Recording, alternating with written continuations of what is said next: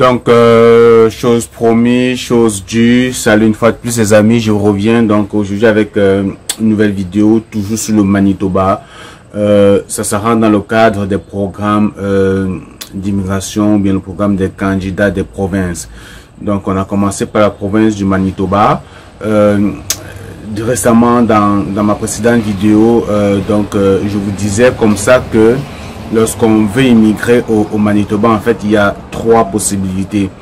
Soit on a une expérience au Manitoba, c'est-à-dire on a un permis de travail temporaire au Manitoba et puis on a comme ça déjà gagné 6 mois d'expérience dans la province. Donc ça c'est pour des gens qui ont eu comme ça l'opportunité d'avoir une expérience dans la province du Manitoba et qui ont gagné 6 mois d'expérience. Donc au bout de ces 6 mois d'expérience, ils peuvent appliquer pour la demande de résidence permanente via le programme de candidats de la province du Manitoba. Donc ça c'est la première façon d'immigrer au Manitoba. À défaut de ça, vous pourriez appliquer au programme de travailleurs qualifiés de l'étranger ou à l'étranger. En fait, ça, comme on l'a vu la dernière fois, c'est que l'un des critères un peu discriminatoires de cette procédure, c'est que ça demande d'avoir un lien avec la province. C'est-à-dire que pour présenter une demande du programme PCM, programme des candidats du Manitoba, en tant que travailleur qualifié à l'étranger, vous devez absolument avoir un lien avec la province, c'est-à-dire les liens on a vu la dernière fois, c'était des amis, la famille. Donc si vous n'avez pas de lien avec la province, malheureusement vous pouvez pas immigrer au Manitoba dans ce cadre-là. Donc et puis lorsqu'on parle de lien, c'est vraiment un lien avec un Manitobain, c'est-à-dire quelqu'un qui se trouve vraiment au Manitoba, mais pas juste au Canada en général, mais le lien doit être établi au Manitoba.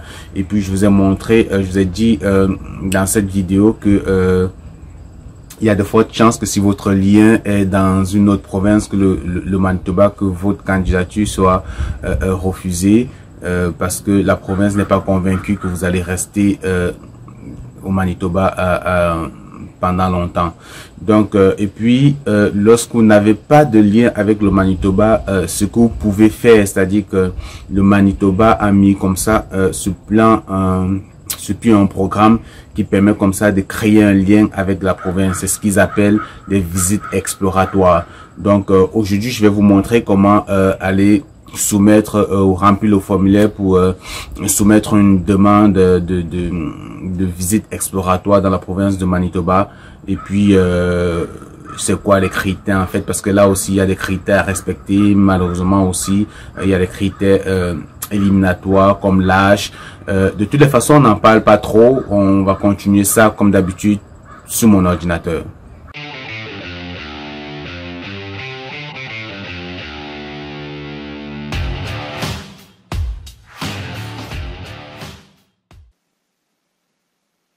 Donc les amis, toujours sur Google, on va faire une recherche visite exploratoire Manitoba. Ok, donc on va directement choisir cette proposition, visite exploratoire Manitoba. On va cliquer ici, immigration Manitoba, ce premier lien. Bingo. Là, on est dans le bon site des visites exploratoires Manitoba. Donc, je vous ai déjà expliqué pour quelles raisons vous aurez besoin de faire une visite exploratoire pour immigrer au Manitoba. C'est pour créer un lien avec la province, parce que le Manitoba veut des gens qui vont venir s'installer chez eux dans leur province. Ils veulent pas des gens qui vont venir puis au bout de quelques années vont partir. C'est pourquoi eux, ça les prend vraiment un lien pour s'établir dans leur province. Ok, donc si vous n'avez pas de lien, vous êtes obligé de passer par une visite exploratoire. Alors, on va rapidement voir comment faire une visite exploratoire. Déjà, vous devez lire ça, cette note importante. On dit dans le cadre de la prévention du COVID-19, suite aux demandes du ministère de la Santé, les candidats en visite exploratoire n'auront plus un face-à-face avec un agent d'immigration à la fin de leur visite. tous les entretiens se feront par téléphone ou Skype. C'est ça, parce qu'en général, à l'issue de la visite exploratoire, ce que vous faites, c'est que vous avez un entretien avec l'agent d'immigration qui vous pose un certain nombre de questions pour être convaincu de ce que vous êtes vraiment intéressé par la province et que vous comptez vous établir. C'est vraiment beaucoup de questions et puis à la fin de ce questionnaire, vraiment, il prend une décision. Donc, ici, on vous explique c'est quoi une visite exploratoire. Donc, la visite exploratoire, c'est tout simplement la façon pour les travailleurs étrangers qualifiés d'acquérir le lien nécessaire avec la province. Donc, en y venant pour se renseigner sur les possibilités offertes par le marché du travail et la communauté franco-manitobaine. À la fin de la visite exploratoire, un entretien est prévu avec un agent d'immigration du PCM, programme de candidats du Manitoba. Suite à l'entretien avec l'agent d'immigration, si votre candidature a été retenue, vous recevrez une lettre d'invitation à présenter une déclaration d'intérêt. Ok, donc dans ma précédente vidéo, je vous ai montré comment présenter une déclaration d'intérêt, mais comme je vous ai dit, pour présenter cette déclaration d'intérêt dans le cadre du programme des travailleurs à l'étranger du Manitoba, ça vous prend absolument ce lien. Donc, vous ne pouvez présenter une déclaration d'intérêt que si et seulement si vous avez un lien avec le Manitoba. J'insiste dessus, je reviens dessus, je me répète à plusieurs reprises, mais c'est pour que vous compreniez en fait bien. Donc, la permission d'entreprendre une visite exploratoire est offerte à l'entière discrétion du PCM. Elle dépend des besoins du programme, la disponibilité du personnel et de la capacité du candidat à s'établir financièrement au Manitoba selon les critères d'admissibilité. En raison du grand nombre de demandes, les périodes d'acceptation sont limitées. Ok, donc les documents requis pour présenter une déclaration d'intérêt au programme par l'entremise du volet invitation du Manitoba. Vous devez fournir votre numéro d'invitation figurant sur la lettre d'invitation à présenter une déclaration d'intérêt reçue après avoir rencontré un agent. Donc, à l'issue en fait de votre rencontre avec l'agent, si jamais vous êtes accepté déjà pour faire la visite exploratoire, vous devez recevoir une lettre qui vous invite à faire une déclaration d'intérêt. Dans cette lettre-là, il y a un numéro et puis on vous dit que c'est ce numéro qui va, vous devez vous servir de ce numéro pour remplir en fait votre déclaration d'intérêt. Ok, c'est ça qui va justifier, prouver que vous avez un lien. De toutes les façons, si vous êtes sélectionné à la fin de votre sélection, quand vous sera venu le moment de recevoir ce courrier-là, vous aurez tous les détails vraiment qui vont vous aider à aller de l'avant avec votre procédure. Ok, c'est vraiment rien de compliqué, les amis. Donc, pour faire une visite exploratoire, il y a vraiment des critères. Malheureusement, il y a toujours des critères. Il y a des gens qui ne seront pas sélectionnés. Donc, les critères pour la visite exploratoire au Manitoba. Premier critère, vous devez avoir entre 21 et 45 ans.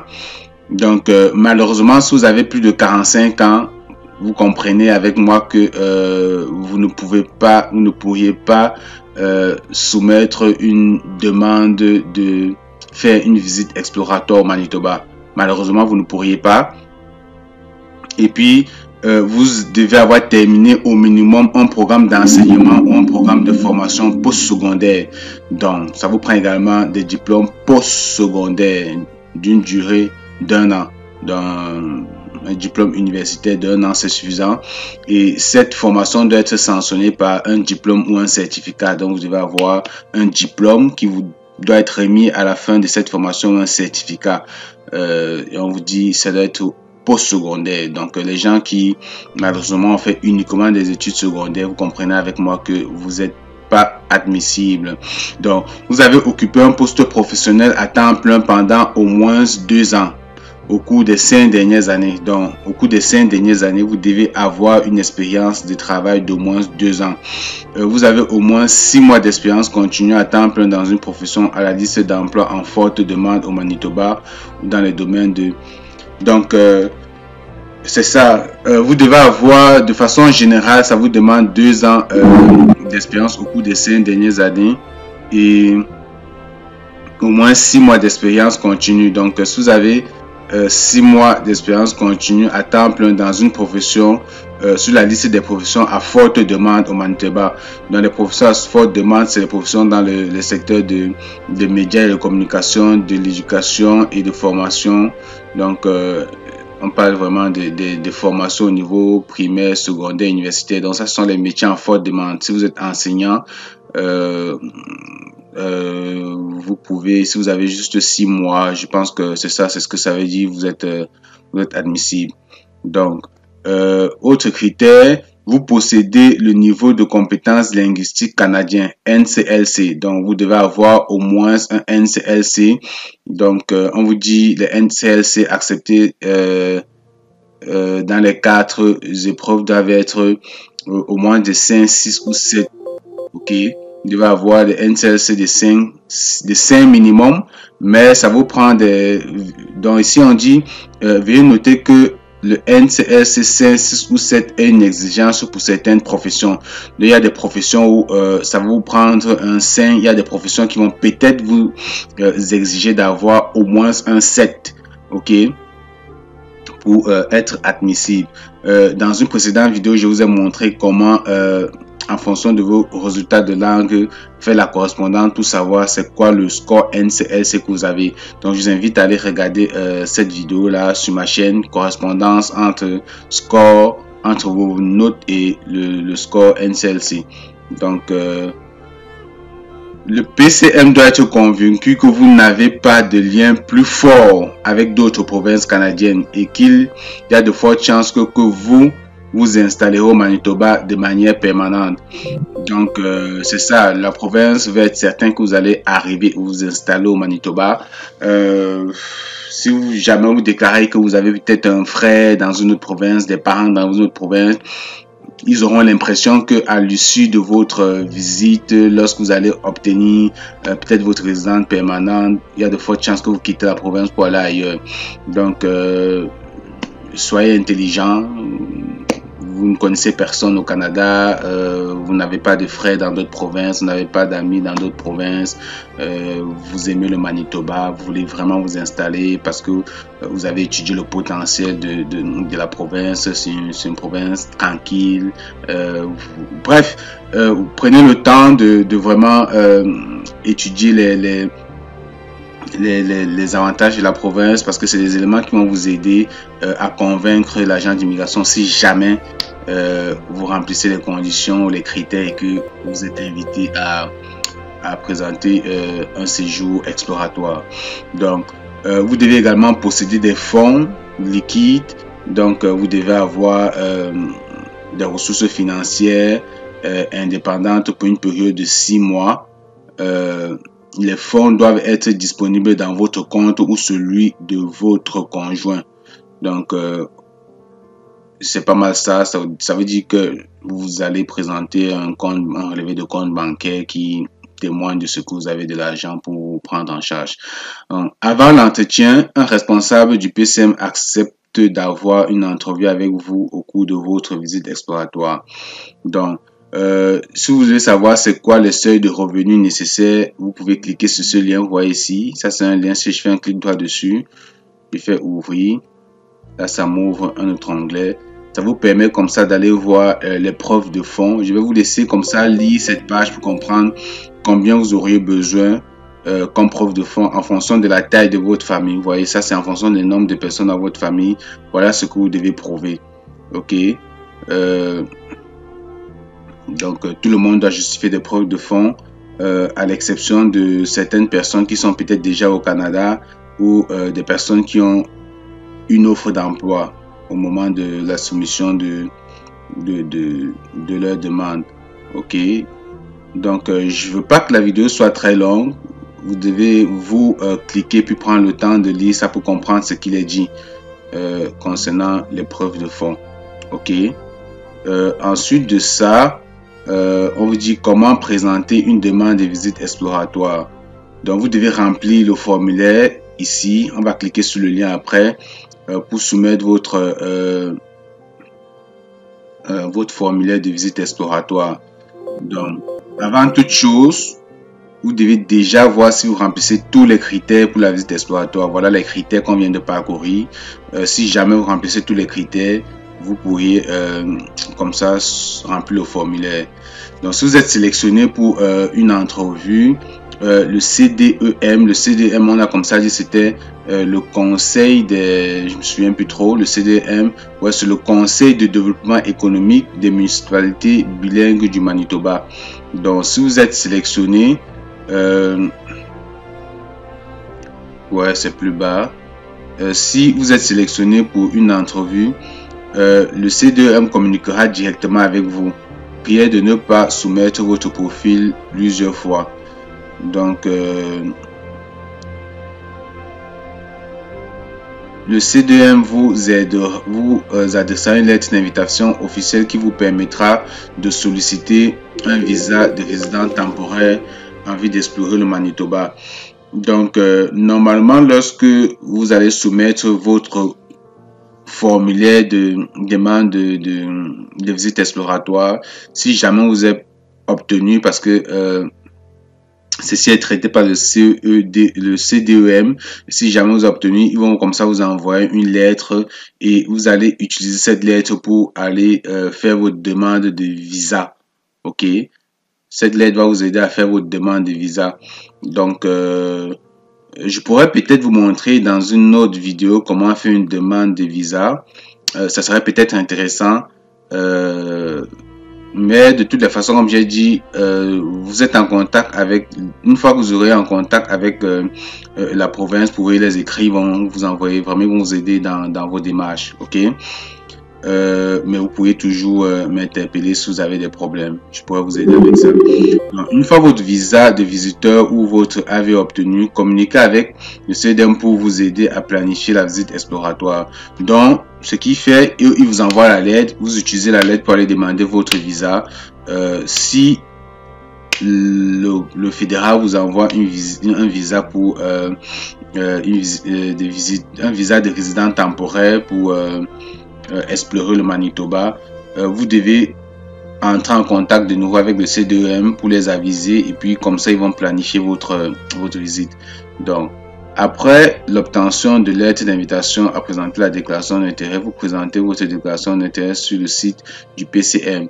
Donc, dans ma précédente vidéo, je vous ai montré comment présenter une déclaration d'intérêt. On a déjà dit plus haut que lorsque vous allez faire la visite, à la fin, vous allez passer une entrevue.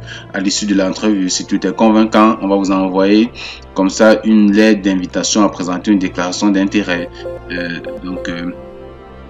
Je pense qu'on a fait mal le tour. Ça, c'est en fait l'équité du processus de sélection des candidats. Les facteurs de sélection, maîtrise de 2 langues officielles, bref, c'est pas mal ça, mais il y a peut-être quelque chose que je trouve intéressant.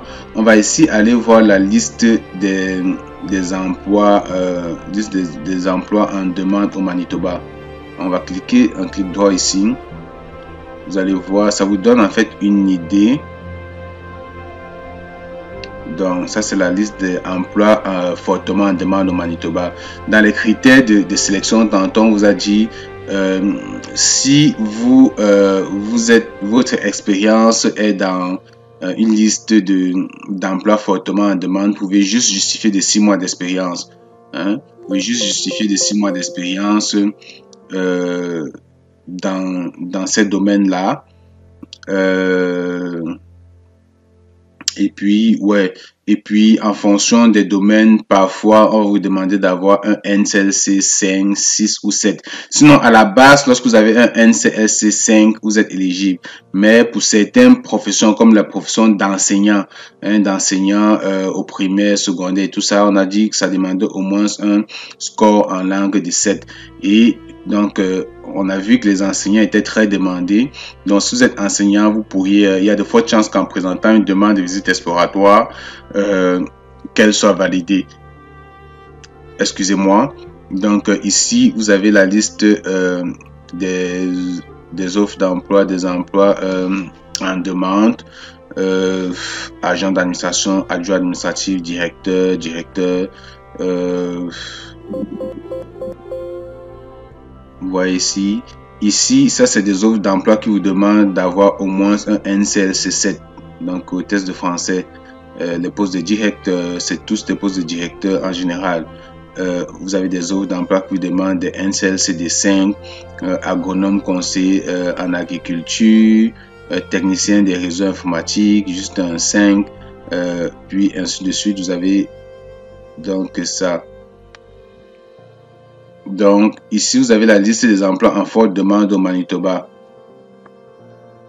Si vous déroulez ici, dans le domaine des affaires, finances, administration, vous avez des offres d'emploi et les niveaux NCLC requis pour cela. Donc, vente, enseignant, machin et droit, ça vous prend soit des 5, soit des 7. Donc, ça, en fait, ça vous donne une idée déjà des offres d'emploi, technicien juridique et tout ça. Là, vous avez prendre le temps de regarder tout ça. Et en fonction de l'expérience que vous avez, vous devez, ça va vous donner une idée du score de langue qu'il faut. Donc, si vous avez compris, normalement, avant de soumettre un profil de demande de visite exploratoire, ça vous demande, ça nécessite déjà d'avoir passé des tests de langue. Ok, vous devez avoir vos tests de langue sous la main. Vous devez avoir également fait l'évaluation comparative de vos études. Je vous ai dit que ça, vous le faites avec WES, qui évalue vos diplômes, ou avec ICAS. Donc normalement avec WES ça fonctionne pas mal bien, sauf certaines professions paramédicaux, certaines professions spécialisées qui souvent sont plus conseillées de faire l'évaluation avec ICAS. Ok, sinon en général, ouais, ça marche pour pas mal de personnes. Donc j'espère que je me fais bien comprendre. La vidéo risque d'être très longue parce que moi je préfère la faire en une seule vidéo. Elle sera longue, mais vous pouvez l'avancer pour aller comprendre, chercher la partie qui vous intéresse. Donc maintenant ici, on avait vu ici lorsqu'on déroulait, on avait dit ici pour remplir le formulaire, cliquez ici. Ok, on va faire un clic ici pour aller remplir le formulaire. Le formulaire en fait de demande de visite exploratoire. C'est-à-dire, vous avez vérifié, vous avez passé vos tests de français, vous avez fait votre évaluation comparative des études, vous avez validé que vous remplissez les critères. En fait, que vous remplissez les critères pour faire une visite exploratoire. Ça, c'est l'ensemble des critères. On l'a parcouru tantôt. Si vous remplissez les critères, vous pourriez venir cliquer ici pour en fait remplir votre formulaire de visite exploratoire. Et pour ce qui est des offres d'emploi fortement en demande, toujours dans la même page, on a cliqué ici pour aller voir les offres d'emploi fortement en demande. Donc tout est vraiment sur cette page. Si on clique ici, on va aller voir comment remplir le formulaire. Vraiment, c'est un formulaire très simple, très facile. C'est pas compliqué comme d'autres formulaires ou bien d'autres procédures. Vraiment très facile. Formulaire de demande de visite exploratoire. Vous allez mettre votre nom de famille, votre prénom, si vous avez un deuxième prénom, date de naissance. Ça c'est votre adresse, vous mettez le nom de la rue, la ville, l'état, le pays. Si vous avez un code postal, vous mettez. De toutes les façons, les champs qui n'ont pas d'étoile, ça veut dire que c'est facultatif, vous n'êtes pas obligé de les remplir. Mais dès qu'il y a une étoile, vous êtes obligé de remplir l'information, sinon votre formulaire ne sera pas validé. Donc vous devez mettre le nom de la rue. Ça peut être je sais que dans certains pays c'est difficile d'avoir le nom des rues, mais vous pouvez mettre le quartier ou le carrefour, ou bien le nom, comment est-ce qu'on appelle votre quartier. Ça fonctionne.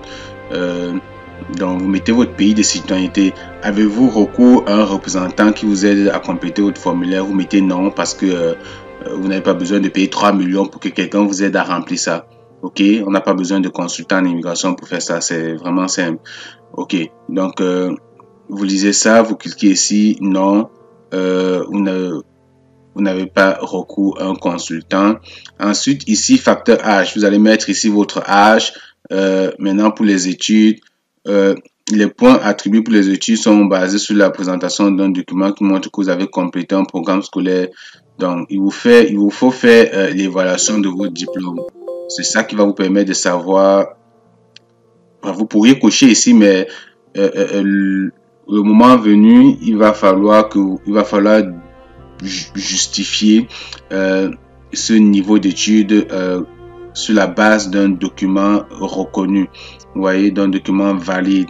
Et puis généralement les correspondances faites avec WES ou ICA sont reconnues. Donc c'est pourquoi c'est important déjà de faire son évaluation des diplômes, des études avant de franchir cette étape.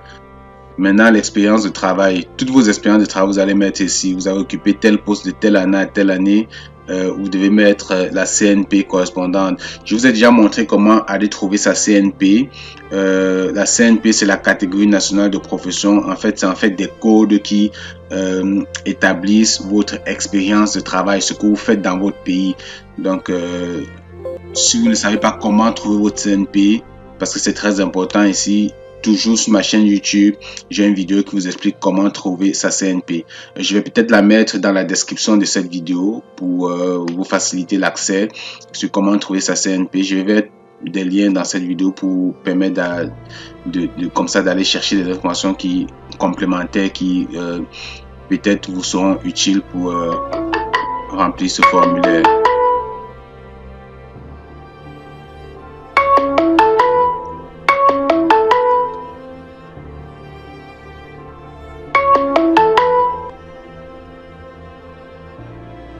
Donc, le facteur de maîtrise de la langue, c'est ici que vous allez mettre le type de langue que vous avez fait, la date, vous allez mettre vos scores, compréhension écrite, compréhension orale, expression écrite, expression orale. Vous devez mettre le score global. Ok, c'est ici que vous mettez, vous devez renseigner le type de langue. C'est soit le TEF ou le TCF Canada. Les deux langues sont reconnues ici. TEF ou TCF Canada comme test de langue pour faire une demande de visite exploratoire. Donc le facteur 5, adaptabilité. Avez-vous l'intention de vivre au Manitoba? C'est sûr que c'est oui. Avez-vous une connexion avec le Manitoba, un parent proche, parent éloigné, ami que vous rencontrez en personne? Bon, oui ou non, ça dépend. Est-ce que vous avez un ami au Manitoba?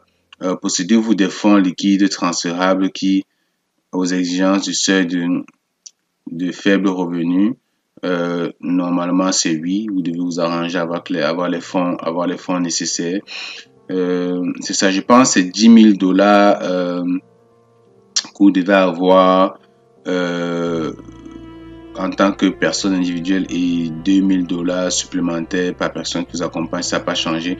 De toutes les façons, je vais montrer tantôt le lien pour aller voir les fonds nécessaires.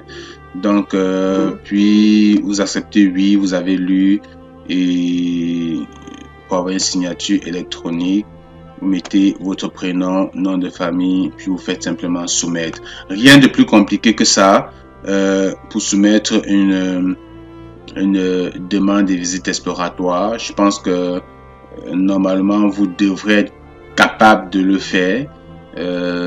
C'est vraiment pas compliqué, c'est pas comme d'autres formulaires qu'on a l'habitude de voir, hein. C'est vraiment assez simple, ils ont vraiment simplifié la chose. Allez, donc j'espère que ceci a été capital pour vous. On vient comme ça de boucler la première série de vidéos concernant les programmes de candidats de province. On a parlé de la province du Manitoba. Je vous ai dit, chaque province au Canada a son programme d'immigration. Le Manitoba, le Nouveau-Brunswick, la Saskatchewan, chacune de ces provinces a un programme. La complexité, généralement, pour les programmes des candidats de province, c'est ça. Des fois, il faut avoir un lien, des fois, il faut absolument venir faire une visite exploratoire ou il faut avoir une offre d'emploi. C'est pas mal ça, mais comme je dis toujours, je vous partage les informations, je vous partage ces différents programmes. À vous de voir. Allez, on se retrouve dans une prochaine vidéo, les amis.